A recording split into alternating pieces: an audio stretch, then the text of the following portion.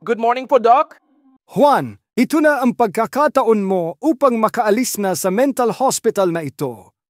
Meron akong 3 tanong sa iyo. Kapag masagot mo ng maayos, ay makakauwi ka na. Salamat po, Doc. Sige, sasagutin ko po ng maayos para makauwi na ako. Unang tanong. Halimbawa naglalakad ka, tas nakakita ka ng 100 at 500. Ano ang pupulutin mo?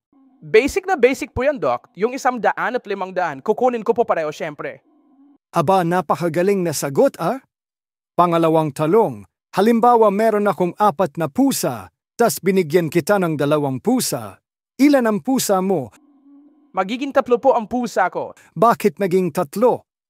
Sabihin mo nga sa akin bakit. Kasi Doc, dati na akong may 1 pusa sa bahay Ay.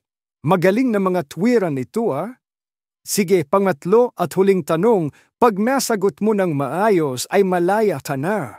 Halimbawa, mag-aasawa ka na. Ano ang gagawin mo sa unang gabi ng iyong kasal? Ang gagawin ko po ay ganito. Pagkatapos ng lahat, kasalan, kainan, at kami na lang 2 ang nasa kwarto. Huhubarin ko po siya ng suot niyang trahe de boda. Pagkatapos, ano?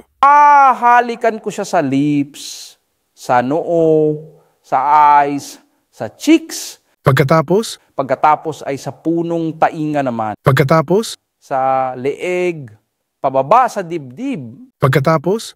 Pagkatapos ay dahan-dahan kong tatanggalin ang kaniyang bra. Ano ang gagawin mo, iho, pagkatapos mo alisin ang bra? At patuloy kong hahalikan ang kaniyang dibdib habang hawak ko ang bra. Pagkatapos? At pagkatapos doon ay isasagawa ko na ang matagal ko ng binabala. Ano naman yung matagal mo nang binabalak na yan, Juan? Gagawin kong tirador ang garter ng bra at titiradurin ko ang buwan! Guard, ikurong ulit ito.